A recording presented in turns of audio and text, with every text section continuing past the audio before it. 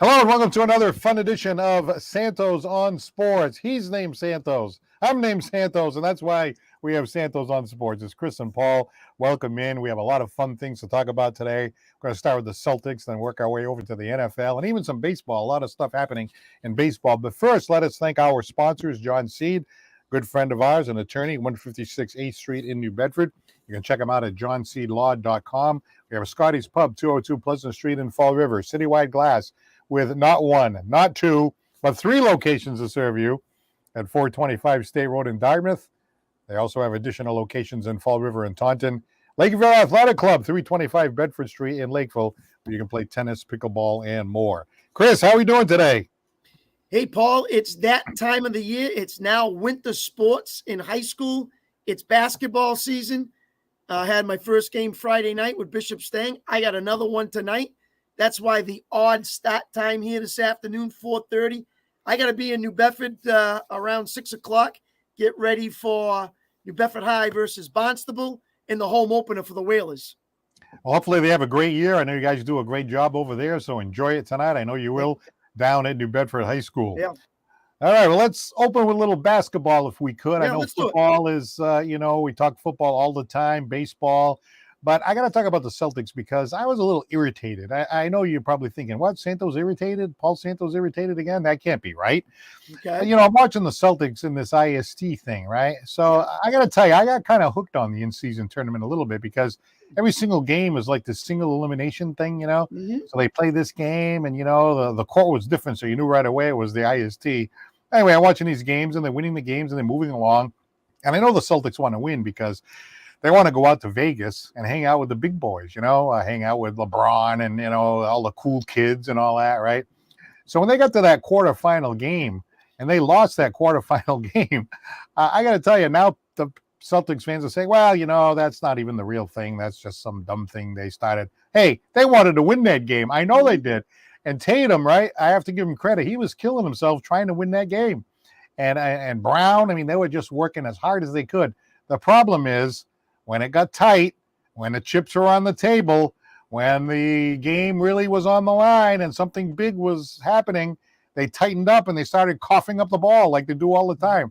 Turnover after bad play, after sloppy play, not playing defense, trying to be the hero. Am I going to be the hero? Or are you going to be the hero? And all that nonsense. And I'm like, I can't believe this is happening, even in the in-season tournament. This is something that makes me nervous. This is something that makes me worried because I've seen this movie before. We don't want this to happen in the real tournament, the one that comes in the spring. So the fact that this happened in this one, I thought they were going to be in the finals of this thing. And I don't know. I just think we saw the typical Celtics. They tighten up when the chips are down, and I didn't like it. Now, I will say this. Porzingis was out. I think if Porzingis was in there, I think they probably could have won that. They should have won it without Porzingis. But I think Porzingis does add this extra dimension that they've never had before, and I think they missed him. So hopefully they'll have him in the spring. Again, he's injury prone and all that. But there was something about the way they lost that thing. I know that the opponent put up numbers that were astronomical. We were talking about that before we went on. But there was something about it that didn't feel right. I thought to myself, here we go again. And so now I'm a little bit worried. Should I be? Should I be worried? I don't think you should be. Were you worried 2.5 weeks before that game when they beat them by 50? 50. Right. 155, 155 to 105. They beat them by 50, Paul. Again, it's one game. I understand what you're saying. And I told you before the season started, this team will revolve around Porzingis if he's healthy. I said it to you. I said now that they don't have the big center in the middle, this guy has to be the real deal, and he must stay healthy for the Celtics to win a championship. It will be interesting to see if he can and continue to do what he does. Now, that being said, yes, 17 turnovers compared to 6 for Indy. But I think the big one was out of the 17 turnovers, they were sticking threes. They shot 41 threes. They hit 22. They shot 50% from three-point line.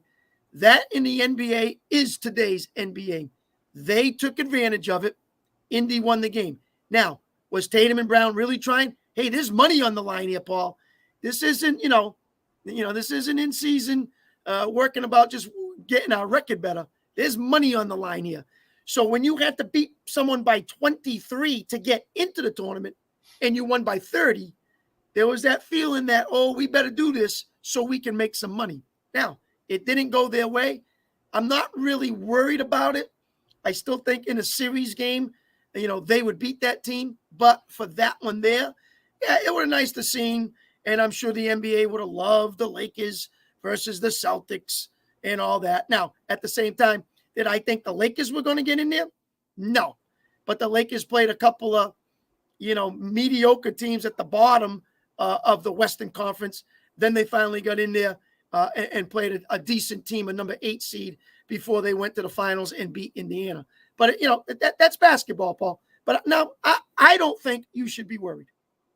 Well, I know, I understand that. It's probably easier said than done because I tend to get worried in these sports situations. But I got to tell you, a couple of observations with regard to the Lakers. I think the kind of single elimination format benefits teams that have aging players like that. Mm-hmm. You don't have to go through a grueling 7-game series. It's like, okay, you're going to play this one game. So like Anthony Davis, he was phenomenal. He was fantastic.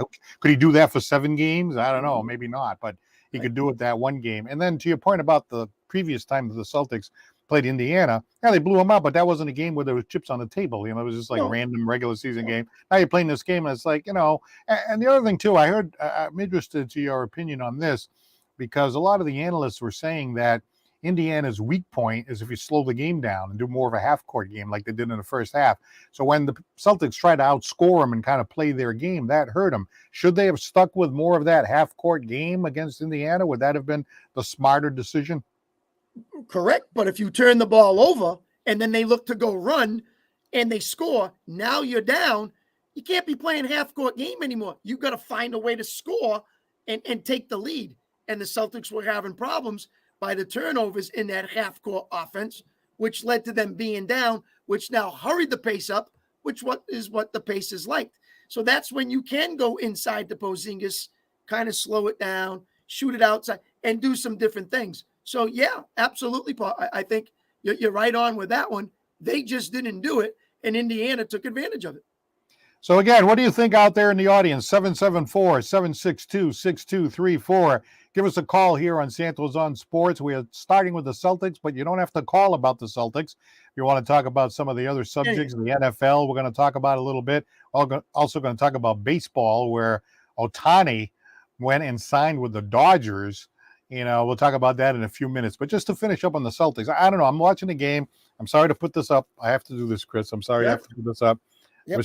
There's something about this team that in the clutch, when, things start to grind out and you really need to, make that play and all that, they start coughing up the ball all over the place. I do agree with you. Like if Porzingis was in there, they could have started to slow the game down, work the ball down to Porzingis. Porzingis can hit the outside shot too. That's the thing I really like about him. He's a big guy who shoots over everybody, and then he can go down and play that low post game kind of thing.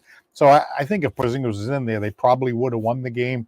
But that's not the thing that bothers me. The thing that bothers me is this Celtics team never really seems like they're that clutch team, that team that comes through when the chips are down. Maybe it will happen this year or next year or whatever, but they haven't shown it. Brown and Tatum always tend to start getting, nervous or antsy with the ball, and they start coughing the ball up like you saw in that game, and that's why I'm worried.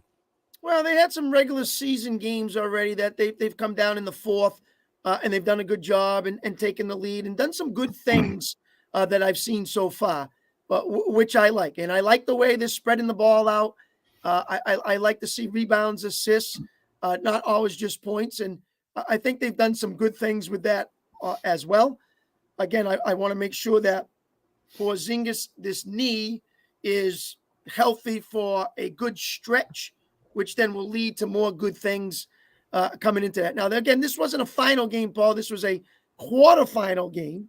And, you're trying to get to the final. So it's not to say that they were going to make it there, but, the way the Celtics have been playing, and a lot of analysts and commentators think this is the team to beat and go all the way this year. So there were high expectations in the in-season in the first time ever doing this. So, it didn't work out in their favor. But I still think they'll be fine. I have no worries. I think in good series matchups, they'll be able to do what they need to do. But I agree with you. Without Porzingis, I don't think they're winning. I think they have to have Porzingis. If Porzingis is injured at any crucial time during these playoffs, I don't have the confidence that the Celtics are going to beat some of Well, these I would teams. say the same thing if Tatum was out. I'd probably say the same thing if Brown was out. So Right. I agree. But you want the guys that you have there. You got rid of Time Lord for a reason, and it was Porzingis, and that's why you want to see, because we've seen already what he has done and what he can do with this team. All right, 774-762-6234. Give us a call here on Santos on Sports. It's Paul and Chris here chatting about all the different things that are happening in sports. Now, again, give us a call on anything. We're going to switch over to the NFL for a few minutes. So much going on in the NFL, but I still got a little bout of Zappy fever. I still do. I know Zappy is what he is. People are saying that he's nothing. He's too short. He's this and that. Hey, he's 3-1. Okay, that's all I know. I'm looking at the numbers, right? You can say there's a reason for it. They got better blocking that day, or somebody made a great catch and this kind of thing. But I don't know. All I know is he's 3-1, and the other guy's record is terrible. So, as far as I'm concerned, this is proof that last year, right, when Mac Jones got hurt and Zappy came in, they should have just kept playing Zappy. I play you, you win. You play again. That's how the thing should work. Not like, well, you're winning and we're going to take you out, put the other guy back in. I understand it wasn't like he won 5-6 games in a row, but, they should have rolled the wave and see what happens. So now here it is a year later. They cut him. He comes back and he goes in there. And even the 6-0 game, I mean, he was fairly weak in that game. But, I don't know. I think he was still a little bit better than Mac Jones was compared to what he was doing those last few games. So what about it? Is Zappy like just this backup stiff that's going to play out the schedule? Or is there some kind of ability there that, we're not seeing? Well, I think that's the key that everybody wants to know. These two guys, or at least one of them, going to be back next season? And are they going into the draft thinking, hey, I want to replace these guys right now, and I'm going something different? So we, Paul, me and you, talked on Sunday, and you said, I think Zappy should write it out for the rest of the year and then see what happens in the offseason. But you think they should keep him, and whether they start him next year and have the new guy that they get, if they do in the draft, come in and, watch what Zappy does and then play, or do you go free agency and then come up with a veteran, then draft somebody, use that veteran as your starter, and then put the draft pick underneath him and have him watch? So that's my curiosity to see if, like you, with the Zappy fever, do the Patriots organization have that the same way too? I think the tell and tale will be these last few games down the stretch to see if he lasts, or they're just going to only keep one or not keep any of them. So maybe some other teams are going to take a shot on him. Well, I don't know if you heard, but Malik Cunningham, he got released by the Patriots, and the Baltimore Ravens picked him up to back up Lamar.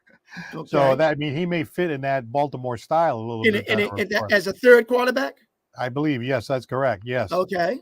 So that's interesting. Well, I mean, they have a different system than the Patriots, where they RPO a lot more, right, which is probably Malik's style, a little bit more than what Zappy and Mac Jones do. So that's what Lamar does. And they're like, ooh, I think this guy could be complimentary to us, and we can do the same kind of thing, use him in practice, for different schemes. So good for Baltimore and good for Malik to at least go somewhere where he's wanted. Funny thing about Zappy, I'm watching Zappy, right? I know he's not that tall, which bothers me because, the way the players are now, I think he's like 6'1". That's just not tall enough. And he kind of throws like almost like 3/4 sidearm or something like that. So I think he's, challenged there. Although, I don't know that Drew Brees was that tall.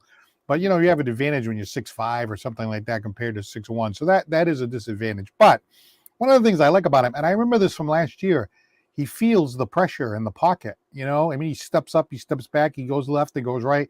I mean, Jones doesn't do that. And as a result, like, he can extend the play a little bit. You know what I mean? Like, he doesn't run that fast, but, he drops back in that pocket and he's kind of looking, and then the pocket collapses and he takes those 2 steps up and then throws the ball. Something that, it's just, I think it's a technique, and I think it's something that, you can't really be taught. I think he just feels it, and I like that about him, And people are saying, well, he's cocky now, and he's walking around like, see, I told you, Hey, the great players are all. I mean, Larry Bird, you can go right down the list. They're all cocky to a point. Now, I'm not saying this guy. Don't call up and say you're not saying this guy's Larry Bird. No, no, no, no. But I'm saying, he has to be confident. You can't win without being confident. So, as far as I'm concerned, be confident. I mean, maybe he's like the Dustin Pedroia of the NFL. He's going to be this short guy that nobody thinks can do anything, and nobody ever gives him a chance. I mean, Michael Jordan got cut from his high school team.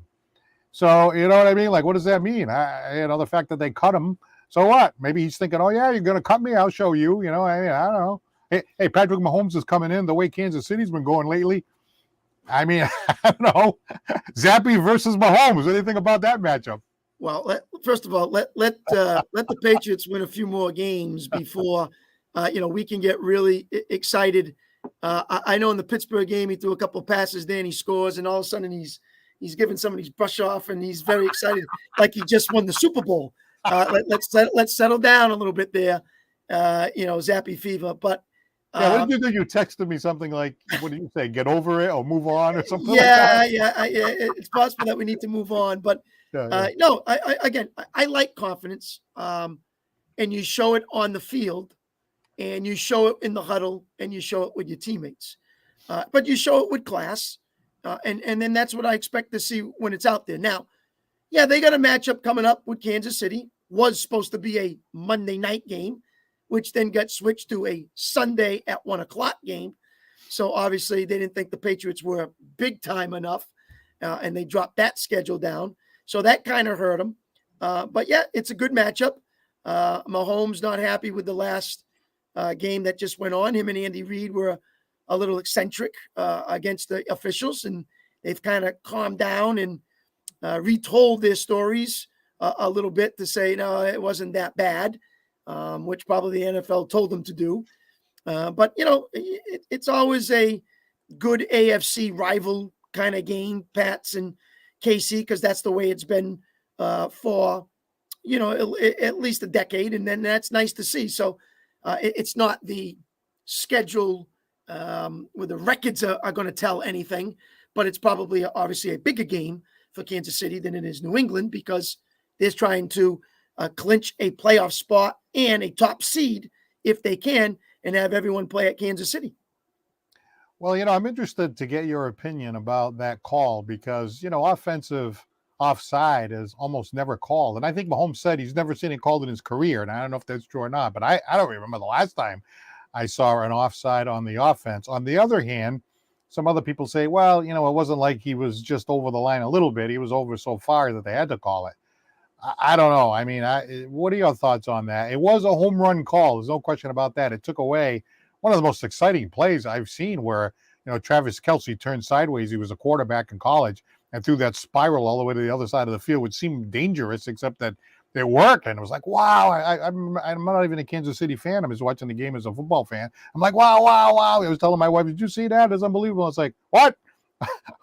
Offensive offside? Like, what the heck is that? You know what I mean? So what do you think about that? I mean, I know you've been around sports for a long time. Is there a time where you can say to the officials, hey, you know what? Swallow the whistle there. Yeah, it's possible. I mean, defenses line up in the neutral zone sometimes, and, they call it there. The thing I'm not sure of, and I don't think it happened in the play, when a receiver runs out wide, he gets his feet to the line, and then he looks at the official and he puts his hand to say, I'm the outside guy. Am I okay here? And then the ref says, yep, all set. And then he puts the foot down and they call the play and he goes. Here, he didn't do that. And then he got to the line, he kind of looked, and then he came back, and then he settled in, and then they made the call. So, to me, it's a ticky-tacky call. I don't think it's really needed. I mean, if you're going to do it once, then you got to be consistency and then do it all the time. And that's I think that's what they were trying to get across. That, hey, be consistent if you're going to do that. Don't wait till it's like the play of the game or really at the end and then make that call. I think that's how they're looking at it. Right. I think somebody said, hey, they didn't call it all game, and now they're going to call it at this crucial moment, and it does kind of, I don't know. I don't really like it when they do that because I think it kind of like hurts the product. I mean, I'm just watching as a neutral fan, and like this really cool play got taken off the board. again, I'm sure the official was looking and like, hey, that guy was like a foot over. He's supposed to check with me. So that player has nobody to blame but himself, no question about it. But, as a fan who just wants to watch and enjoy the game, even in basketball, I want the officials to back off and let them play a little bit, only make the calls when they really have to. And no offense, but what's wrong with the official going, yo, just, hey, back up a little bit. What's wrong with officials saying that? And the guy takes like a half a fraction step back, and then they run the play. I mean, I know they're not going to do that, but, I know they're in high school. They can kind of say, whoa, watch that foot, bud, that kind of thing. But, they didn't do it. I just don't like, when they did it and the consistency of it. And I think that was the big thing that Andy Reid and Patrick Mahomes were trying to get across. Of course, they were a little bit more elevated in their emotions about it than I am. But, it is a game. They made the call. You go from there, and unfortunately, it cost them the game. All right, give us a shout. What do you think about the Celtics? What do you think about the NFL? Give us a call here at 774-762-6234. Santos on Sports, Chris and Paul, chatting sports like we always do here on Santos on Sports, having a great time as usual. One of the questions that Chris wanted to ask, too, is comparing the AFC to the NFC, right? Yeah. The teams that you have there.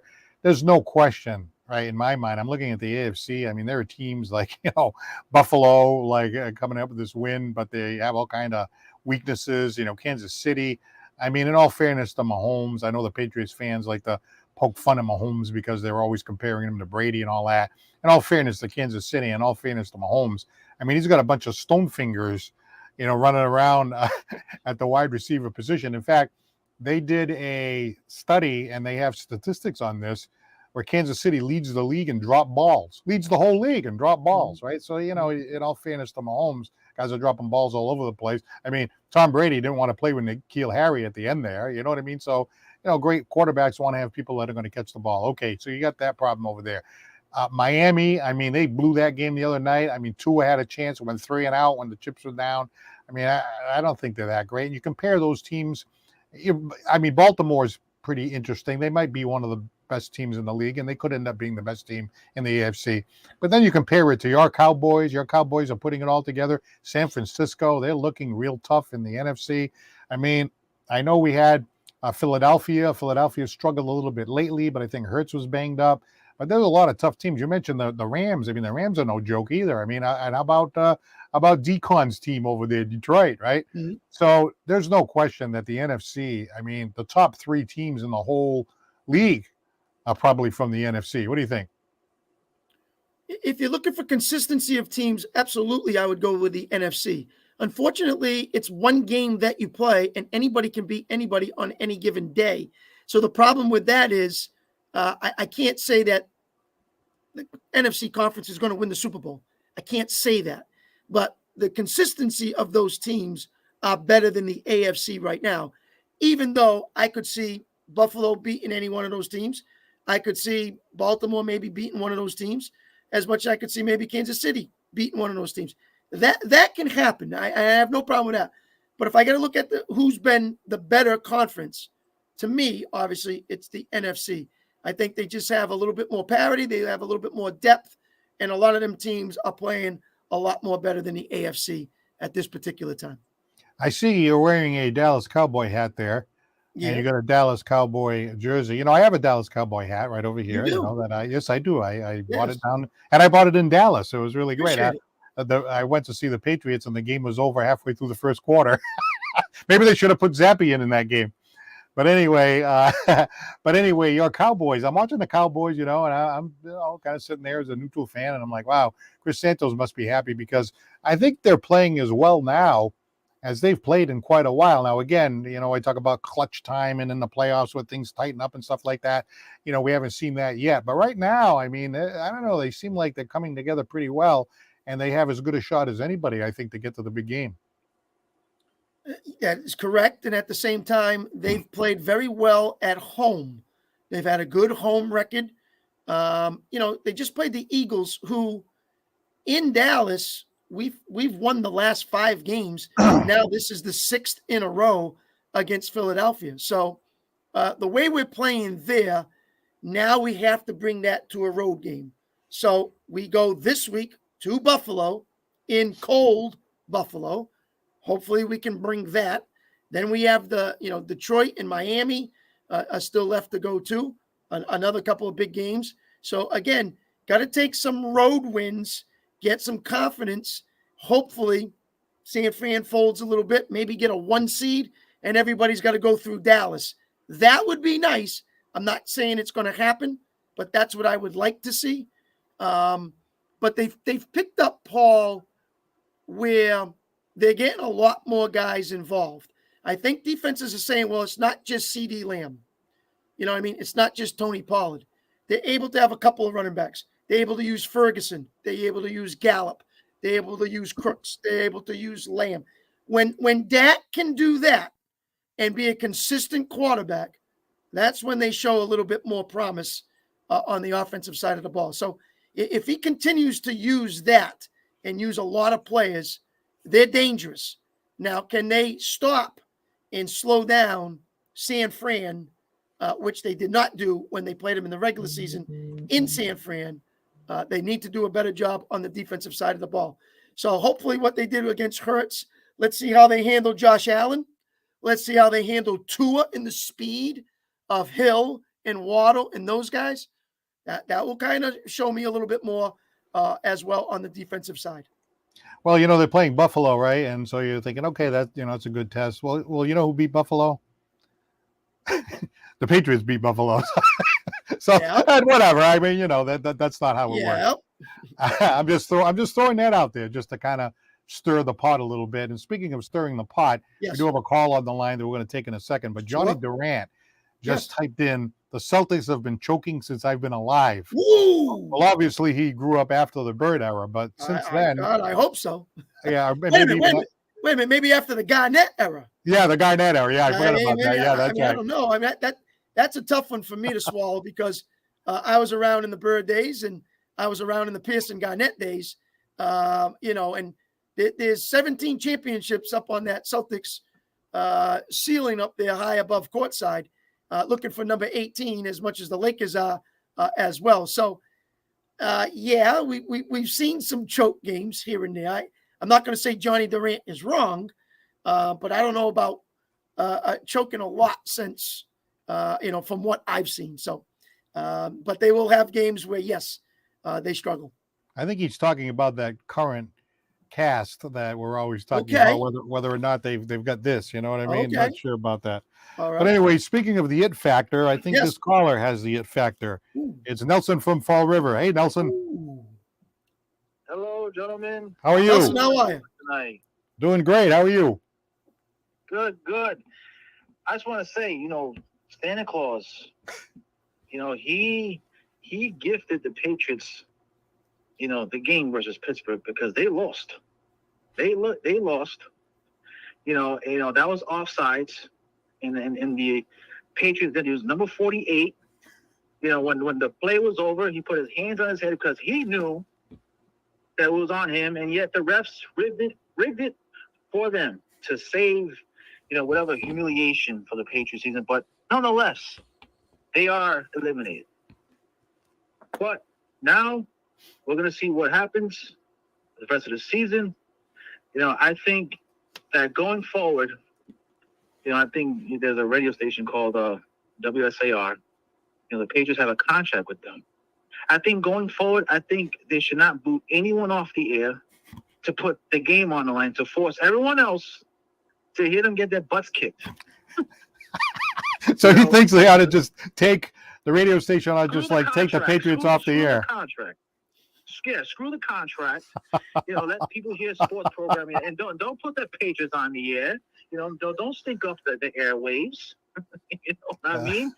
But look, another thing, Mahomes, the Chiefs, he needs to stop. I'm not going to say the B word on this here, but he needs to stop because, look, he was clearly offsides. So you think it's okay that they made that call? Oh, yeah, I saw the replay. His foot was where it was located. But, look, at the end of the day with the Chiefs, they've had, I think, they lead the league with drop passes. I think it was like 33. Mm-hmm. And that is a recipe for costing the Super Bowl if they make a deep playoff run. I'm pretty sure he probably, put all his receivers on notice in a professional manner. Don't make it public, These are grown men, but he needs that offense, those receivers, they need to get in the line because, if they're in the playoffs and you drop a pass, it could make or break the season. All right, let's get Chris's response. Well, yeah. As for the Patriots in this area, they're always going to be on the radio and they're always going to be on TV. So, to watch them leave a Monday night and put them on a Sunday, that's probably the best you're ever going to get, Nelson, because it's not going to get any uglier than that for the Patriots. But how about this guy named Tommy Boombots DeVito, who upset the Green Bay Packers last night? You got confidence in that guy to lead your team for a long time? Yeah, that was something. That was something. They came back. I feel bad for everyone who took those bets. I mean, look, that's why I don't bet sports because you lose money on comebacks. I mean, it's I don't know. Hey, how about the Miami Dolphins blowing that game last night? Did you see that? Yes. Listen, I know people must be really just pissed off, but hey, that's gambling. That is gambling, and then my only advice is gamble responsibly. But hey, what do you think of Zappy? You think he's just like this backup quarterback? He's just winning a couple games here and there, but in the end, he's really going to fizzle out. I think he's going to fizzle out. If he doesn't finish the season strong as best as he can without screwing it up like the Dallas Cowboys do every single football season. Okay. But then again, the Dallas Cowboys, they are, they're making a run here. But look, they're an accident waiting to happen. It's who they are, like Stephen A. Smith always says. All right, now wait a minute. You kind of hit Mr. Santos over here where he lives. What do you think about that comment, Chris?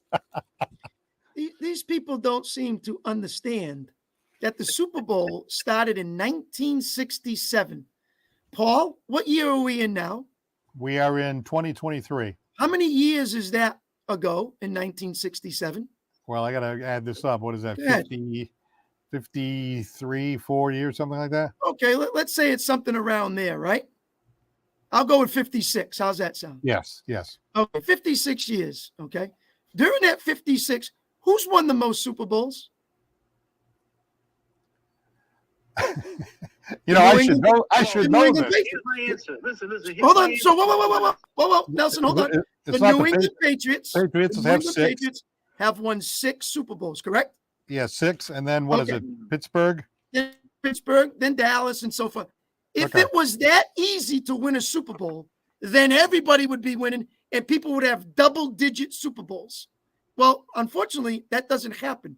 So if my team, who happens to be in the playoffs more than any other team in the NFL, and they get there, which is what they're trying to do, and give themselves a chance to win the Super Bowl, I'll take that every year.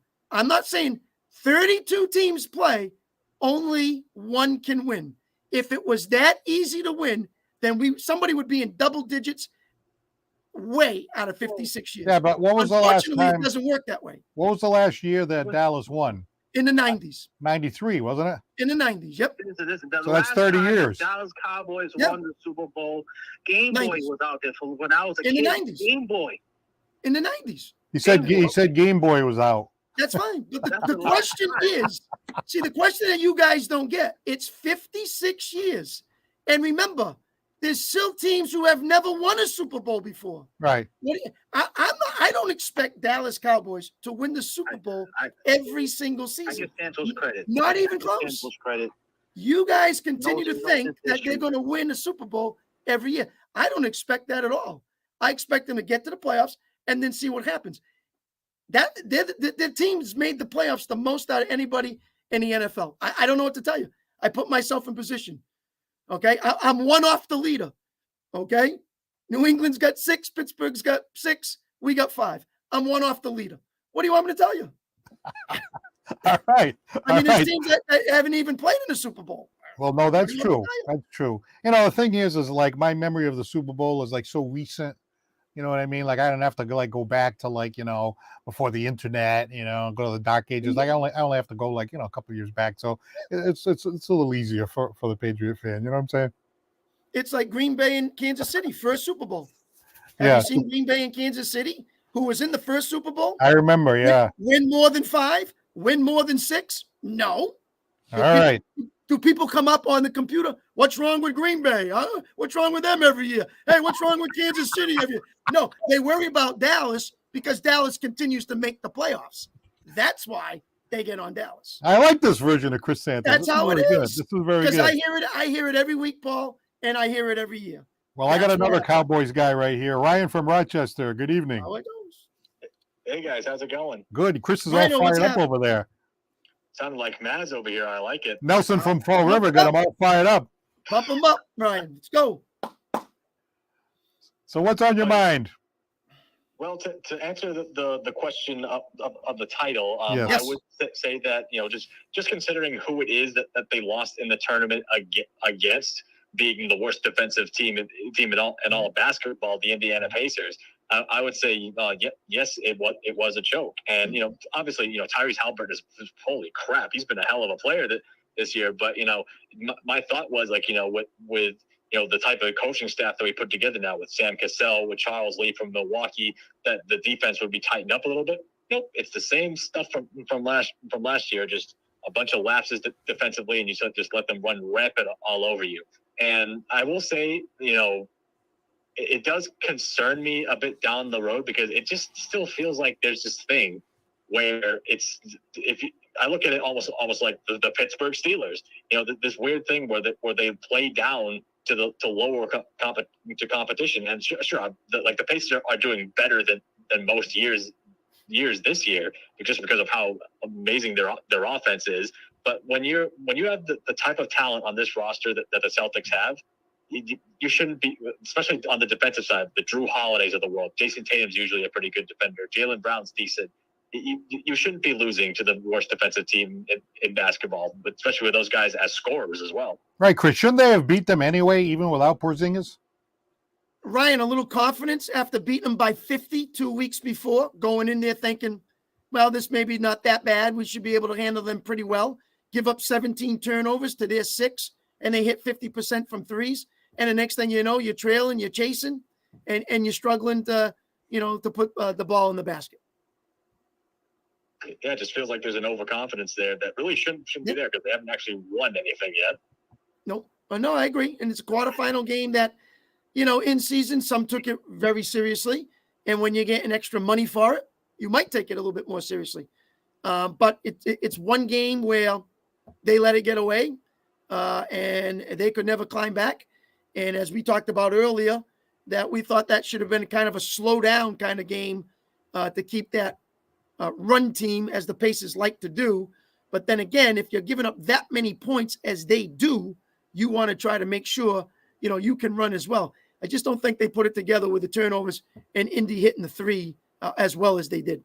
But Ryan, my take was like yours, that, when you get to the clutch, when the chips are on the table, they seem to not deliver. They start fumbling around with the ball. They can't seem to rise to the occasion. And look what they missed. I mean, the trip to Las Vegas, the potential to play against LeBron in the finals. Now, I know it's just the in-season cup or whatever, but how cool would that have been? You know what I mean? And then it might have got them like, okay, this is a goal that we have during the season. Let's win this and then go on and win the real one later. But I mean, it was a blown opportunity. Yeah, but it wasn't a game where it came down to like 2 seconds to go and who's got the it factor to make that game winner. It was already lost way before that. Right. And so the build up to it, now I'm not just going to rely on Tatum, Brown, or even if Porzingis was playing, specifically those guys. Now it becomes a team game and even a coaching game where we struggled maybe in game with some coaching and management, as well as all the players that were on, not just down the stretch factors.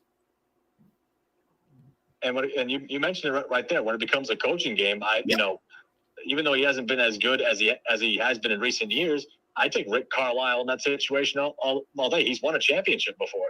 And much better than Missoula. And we saw what Missoula did last year, and we thought he struggled with some in-game decisions. He has to get better as well. And I think that's why he picked up a couple of guys on his bench to help him coach in those situations. Well, Ryan, I know you're a Dallas Cowboys guy, Mhm. so I see Chris wearing all his Cowboys stuff, and I got to tell you, I'm watching the game kind of as a neutral observer. I like the way the Cowboys are playing. I mean, could this be the year that they finally put it together and get over the hump? Let's see if they can get past San Francisco first, because that's the main thing.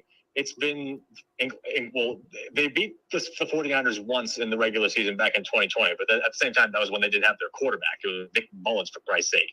But from then on, it hasn't really been much of a rivalry. It's been like 3 or 4 straight times that they beat us now. So I will say, I'll say this though. Mike McCarthy's play calling has impressed the hell out of me, because I'm sure I told you guys this. I wasn't the biggest fan of them scapegoating Kellen Moore at all, because I thought it was that kind of cost his job there.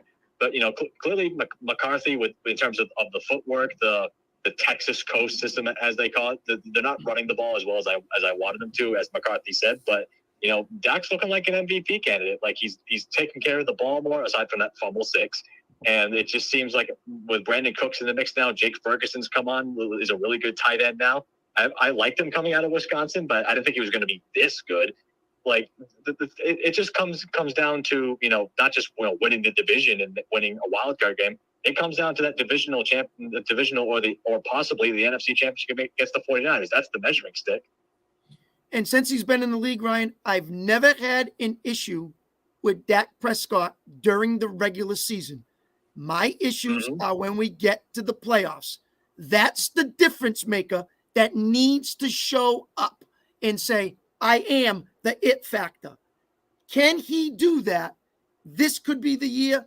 That's what people are saying, because of the weapons that he has with Lamb, Crooks, Gallup, Ferguson, Pollard, Dinwiddie, the guys that he has. They're liking that system, and that's fine. Regular season MVP, that could be possible.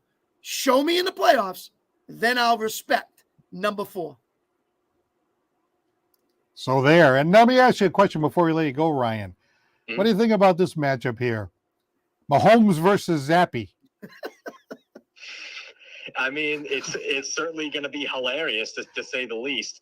And it's honestly the way that I never thought I'd be saying this, because part of me wants to say, it'll be fine. The Patriots are going to get smoked in this game, but Kansas City has been struggling, and on the defensive side, New England's been good. Like if Zappy gives them any sort of spark at all, part of me is scared that they might win in a close game. And you guys know me. I want the high draft pick. And if not a quarterback, I want at least Marvin Harrison Jr. to put weapons around Zappy or whatever veteran they decide to bring in. But it still needs to be new management making those picks, by the way. And I want Bill gone. And if Gerard Mayo's the guy, make Gerard Mayo the guy. But part of me feels like this is at least going to be close, and it might save Bill's job because of that. I just don't know. I got to tell you, I never thought I'd be sitting here going, "Ooh, Zappy versus Mahomes. Wow, that's an interesting matchup." Because the Patriots, they got a little spark from Zappy, and on the other hand, Kansas City's really struggling right now. The only thing I fear is now they're going to come out like, they lost a few games in a row now. Now they're really going to put the screws to the Patriots. That happened to the Patriots earlier in the year, where I forget who's the team that they got beat badly the week before, and then they came in and just like pounded them. I didn't like that. The Cowboys. Yeah, it was the Cowboys actually. Yeah, it was the Cowboys. Right, exactly. So I didn't like that. The one that you were at, Paul. Yeah, I remember that. Yeah, that was the game before they got embarrassed and beaten everything. So they like kind of regrouped, and it was like, oh, here come the Patriots, bada boomba, So I hope that doesn't happen. Hopefully it's a good game. I don't know what to root for. I'm watching a game, and I've always been like a Zappy guy over Jones. So I'm like, all right, there's a chance for Zappy to do something. But then if they win the game, it moves them down a notch. I mean, at this point, you want to be as high as possible. Again, you look at the quarterbacks that are successful around the league. A lot of times they're not in the top 2 or 3. A lot of times they're busts, I mean, you can look at Purdy. You can look at even Mahomes as number 12. I mean, so I don't know. I don't know whether it makes a difference if you're picking number 3 or number 5 or whatever. But I don't know. I don't know whether to root for them to win or not, What I'll say is this. The position, I would say my goal is, because Carolina's going to give Chicago the number 1 pick because of that trade. So like that's done and done. They're not going to win another game this season. Well, my thing is this. I think it does matter that the Patriots are number 2 just for this very reason. If again, that way they'll have a choice to either take a quarterback that Mayo likes, or maybe they like Bailey Zappi as either a bridge guy or maybe potentially the future. But you have to, if you're going to go with Zappi as your guy, you got to do what the 49ers did with Brock Purdy. You got to have a bunch of guys surrounding him that can kind of prop him up. So I think they need to be at number 2 so that they have the choice of either going with the quarterback or taking Marvin Harrison Jr. Because if you can't land a guy like that, then what's the point of keeping Zappi around potentially? Because if Arizona gets the number 2 pick, they're taking Marvin Harrison Jr., no question. They're sticking with Kyler. Right. All right, Ryan, thanks a lot for your usual good call, and we'll talk to you again soon. No problem. Thanks for having me on, guys. All right, Ryan from Rochester, Ryan. here on Santos on Sports, 774-762-6234. Let's get caught up on some of these comments over here. The Celtics are like the Cowboys, year after year of false hope. Okay, that's followed up by 34 years on Earth. Celtics have 1 championship. Congratulations, homers. He's trying to say that we're homers, I guess. Well, okay, I maybe I plead guilty to that. They're asking us if we're going to the Kansas City game. Well, no, not going to the Listen, Stephen, if you want the Patriots to win, you definitely don't want Paul at that game. So, That's right. Yeah. And then he goes on to say these Cowboy fans need a prayer. Then he talked about a snow game against Tennessee. Now that I should know this, right? The game against Kansas City is in Foxborough, is it? Is that why he's asking if we're going to the game? Let me see here. Correct. Yeah, so it's a home game. Yeah, they moved it to Sunday afternoon. Well, 1 o'clock, Sunday afternoon. I wonder what tickets are probably. There's plenty of it. Listen, give me a call, Paul. I'll find some for you. There's no problem with that. Oh, yeah. I'll go down there to get smoked, and then they'll say, what, did Santos go to the game? Are you kidding me? What happened to your boy Zappi? Listen, if it comes to that and they lose the rest of the year, I'll give them to you for free. I still got a little, I thought the Zappi fever, the fever broke. But, I'm starting to get the fever again, like, hey, look, he threw that pass, right? He actually threw that big, long pass. Who was the receiver that made that catch? It wasn't Hunter Henry? Yeah, Hunter Henry. No, well, I don't know if it was Hunter Henry. It was the one that was down the left sideline. It was actually slightly and it went right over the defensive back's hands. Well, there was that play. That was a beautiful pass. Yeah. The one before that, where the receiver kind of leaped up and in between 2 guys, and it was actually underthrown. I can't remember. I can't remember. Juju. It might have been Juju. Yep. But he throws the ball up, and I'm like, oh my God, it's a 50-50 ball. So I'm thinking, well, what's this? And then he makes the catch, and I'm like, oh boy, I like that. I like the way he threw the ball downfield. So I don't know. I mean, you've been around sports a long time. I mean, is this going to be like the Blaine Locker of football? Now, Blaine Locker, for those hardcore Bruins fan, that was a goalie that came in and played great for about 2 weeks, and then fizzled away. And never heard from him again. So is this a situation like, could Zappi just fade away? Or, I mean, could you envision like them drafting Harrison and then like drafting a bunch of good players, and then, now you've got some of the draft picks that were successful with another year under their belt. Now you go out and you grab some free agents and stuff like that. I mean, could that really work with this guy? Well, I don't think that, Harrison has not declared yet that he's doing the draft. So I know everyone's excited about that. He's thinking about maybe staying in Ohio State. I'm not really sure. So we'll have to wait on that one. I do like the option because you need more position players on this team. And so 2 wide receivers would really help. So if he's there and he comes out, yeah, I like Harrison early too. No doubt about it. Then maybe come back and get a quarterback if that's the route you want to go. Let's say it's a Penix. Let's say it's a Bone, a Nix. Whatever you want to get in that later on, and then continue to draft offensively. Tackles, guards, whatever it is that you need up front to protect them. And then take your free agent money and get spending and make sure you're doing it the right with some good veterans, whether it's at QB or whether it's at those still wide receiver positions. But you need some more guns, Paul. The ammunition is there, but now we got to find, to put it in the guns that are going to catch the ball and help you down. What they do with Zappi, that's going to be an interesting, as much as what they're going to do with Mac. Well, how is this all going to pan out with these 2 guys? That's yet to be determined. It's going to be an interesting offseason for those two guys. Yeah, well, there's no love lost between the two of them. I mean, Mm. Jones and Zappy have an extreme dislike for each other. They come out, they hardly talk to each other. Zappy is really walking around like he's really something. He's like, oh, see, I told you I'm better than this other guy. And so that whole thing is going on. So that's not healthy. There should be a healthy competition. But, if they have extreme dislike for each other, I mean, I don't know if that's going to work. I mean, is Mac Jones like a tradable asset? Do you think they could trade Mac Jones and get something back and then, go in another direction in the quarterback position? It's possible, and he could start as a backup and then try to find his way back in. Because sometimes, Paul, just a new scene can help somebody out. Just a new, just a new place to go to, take a look at it, and say, well, hey, if this guy goes down, then give him the shot and he comes back. You look like what Joe Flacco's doing right now. Won a championship, with Baltimore, and then the next thing you know, he's not starting anymore, and he's back up. And then he comes out with the Jets and plays, and then he's terrible. Then he goes to Cleveland, and now he's winning a couple of games. Now they want him to play for the rest. There's things like that. There's a lot going on that can happen in the NFL, and you can be a journeyman inside that backup quarterback. So, quite interesting to see how they handle him. But, at least, Paul, you were right with Juju, and Ryan Fast and Furious wants to know that this is the one time that he needs you to go to that game so they can lose. He must be a Kansas City fan, or he's got some good money on it. Yeah, that's right. I should go to all the games the rest of the season, and then the Patriots will have the first pick in the draft, or the second pick. Yeah. And then he goes on to say, or maybe trade back into the first and grab Jaden Daniels. Definitely need a new GM for that. Bill would never. Well, that's the Heisman Trophy winner from LSU.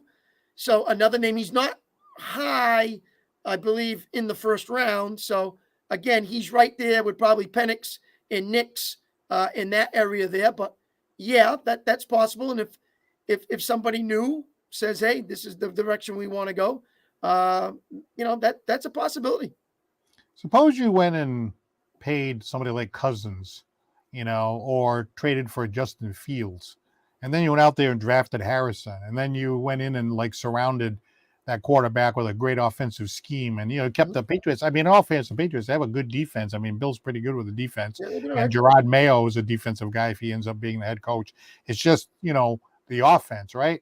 Couldn't you bring in, instead of going in the draft, which is a crapshoot, why not just pay a little bit more than you really want to and bring in a quarterback that you believe in that's already proven, that already has NFL seasons under their belt? So if it was Fields, you'd have to trade for him. If it's Cousins, now you got to pay for him. If it's Tannehill, you got to pay for him. If it's Gardner Minshew, you got to pay for him.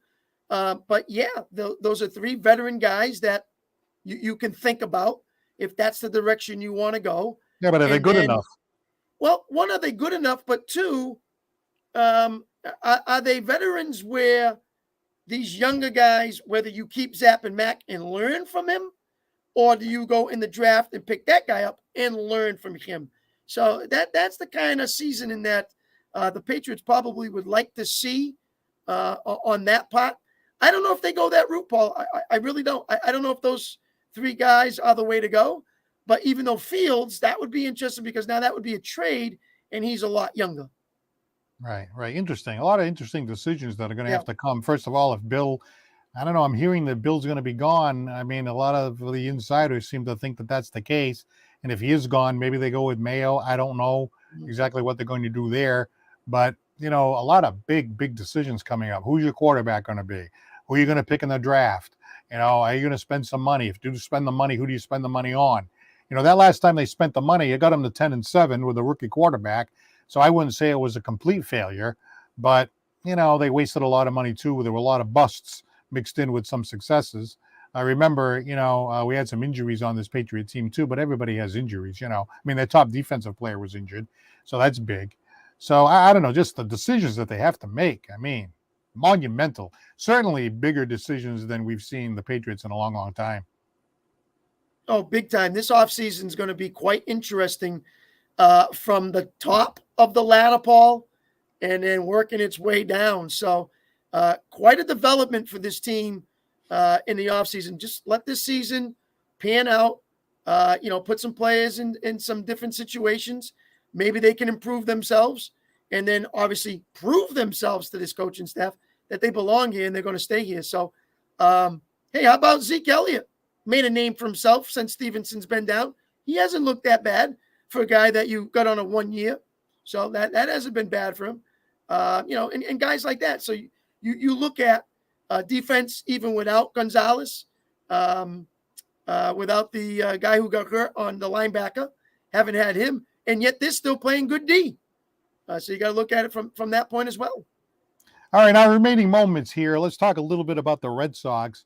Obviously, the Red Sox did not get Ohtani. He ended up signing with the Dodgers, and they laid out some coin for him. A lot of it deferred, but he still ends up there. So now we have the Japanese pitcher who's kicking around, and he's going to go talk to the Red Sox, I think either today or tomorrow, but he's also talked to the Yankees, and he's talked to the Dodgers and, all these big market teams. But, the Red Sox can't fall behind the Dodgers and the Yankees. I mean, I've always thought of the Red Sox as a big market team. So I don't know, they're trying to be like the Kansas City Royals or something, but that's not going to get you where we need to be. So I don't know. I'm not that confident they're going to sign this pitcher. I hope they do. But what do you think about all this? And then you trade Verdugo to a rival Yankee team? Yeah, that's scary. So now you go Soto, Judge, and Verdugo. He'll probably bat like 7th, but still, you lost that. And then you got Tyler O'Neill right now, who was from the Cardinals, who's kind of like a Porzingis, injured prone, but can play when he's in there, big bat. So they're gonna have to rely on him. As for Ohtani, all signs pointed to Toronto, and the next thing you know, the Dodgers go, no, you don't. We got him. So now you put him with Kershaw. You put him with, if Trevor Bauer comes back. You got Mookie Betts, Freddie Freeman, trying to get some space there to pay all these guys. And so that's why that contract is the way that it is. So a lot going on with them. But you have to make smart but yet expensive decisions, Paul, to stay in the market with these teams. And so, the Red Sox are trying to find that perfect fit with that money and the smarts. So does that mean this Japanese pitcher is the start? It's possible. He's in the hunt for it, but they're going to need a lot more than that. Can't you see the Red Sox playing like an important game? Well, I hope it's an important game, but can't you see them playing an important game sometime in August down at Yankee Stadium, and up comes Verdugo and he just puts one right into that right field porch? Easily.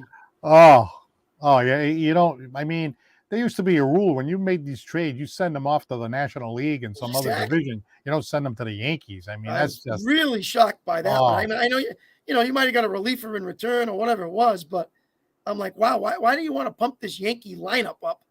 Right away. I was kind of surprised, saying, oh boy, check this out.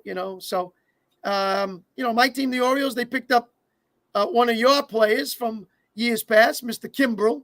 Mm-hmm. So we got him to maybe set up in the 8th to get to our big closer in the 9th, or if our closer's hurt, bring him in as.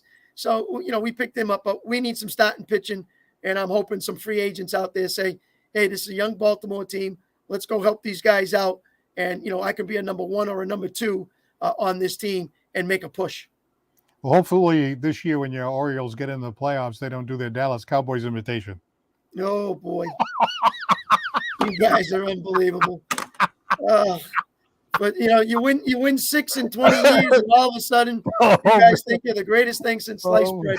You spend all this money, you go 10-7, you're out in the first round. You're not even in it in the last 2 years, and you're looking at my team. Like I tell the Patriots fans, just worry about New England. Don't worry about Dallas. You worry too much about other teams. Fix your team. Then you can worry about Dallas. Well, you're right. And what do you really think about Zappy? I'm just curious. Like, you've been around a long time. I look at this guy and I'm like, I don't know. There's something about him that gives you a little spark, but I'm not sure he really has enough. But I don't know. I just like the way he moves around in the pocket. I like some of the things that he does. He really hasn't had a chance to play with any kind of weapons like San Francisco has. You know what I mean? Like, what would he be? Like, could he be like a manageable decent quarterback if he was surrounded by the right weapons, do you think? Or do you just think this Well, is I mean, I got to see a little bit more than just 4 games. You know what I mean? And I right, can't right. see a game where you bring him in with 2 minutes to go and say, "Oh yeah, go in there and see if you can win for us." Yes. You know, I want to see a little bit more from him to kind of get a feel of his game. And yeah, again, he's looked a little bit better than Mac this year. I thought Mac didn't play, a couple of good games in the previous years, but he's looked better than Mac this year. So let's see how he extends these last few games. Kansas City this week, him against Mahomes. There's your matchup. This is going to be a lot of fun if we get to the playoffs and the Cowboys play San Francisco, because then I got, Chris Santos over here, Santos on Sports. I got Chops Turner from my Paul Santos live show. And, he loves those 49ers and the 49ers. And all I hear about is the 49ers all the time. He's got the 49ers hat and he's got the thing in the 49 God, And I talked to Chris Santos. He's got the Cowboys, and all that. I said, boy, if they play each other in the playoffs, somebody's going down. I just don't know. Hey, listen, we're there. We're making a run for it. You're right. And San Fran's there. They're making a run for it. It's 2 teams in the NFC that have been making runs in the playoffs for a while, and they usually try to find a way to play against each other. So if it gets to that again, that would be nice, and see how it goes. I'm just hoping that they do it in Dallas and not in San Fran. Right, what a great game that would be. I mean, that would be like, as an NFL fan, as a football fan, wow, you prop yourself up on the couch and you just sit there and wow, that has the makings of being a fantastic game if it happens. But anyway, we'd like to take the opportunity to thank Attorney John Seed, 156 8th Street in New Bedford. You can check out his website at johnseedlaw.com. Scotty's Pub, 202 Pleasant Street, Fall River. Citywide Glass with locations in Dartmouth, Fall River, and Taunton. And Lakeville Athletic Club, 325 Bedford Street in the town of Lakeville. A lot of fun today. A lot of things on deck and a lot of things to talk about between all of the teams. And it was a lot of fun. Fun show today. Yeah, it was. Thanks to Nelson. Thanks to Ryan. Thanks to Johnny Durant, Steven Escobar, Ryan Fast and Furious, all getting in there during the chat as well. It's always fun when we can speak to people and we can hear the thoughts of others, and then we can comment on that as well. So thanks to those guys. Really appreciate it. But for me, Paul, it's back to the hoopla. Basketball season begins tonight. That's right. New Bedford High School, the Whalers, right? They're playing at home. Who are they playing against? And we have the Barnstable. Oh, Barnstable. Okay, that should be a good. We'll get a good feel for how the team. Then Friday night, North End, Voke against Dartmouth, I believe. Oh, that's a good one. That should be a good one. Yep, always fun. All right, very good. For Chris Santos, I'm Paul Santos for Santos on Sports. We'll talk to you again real soon. Have a great night.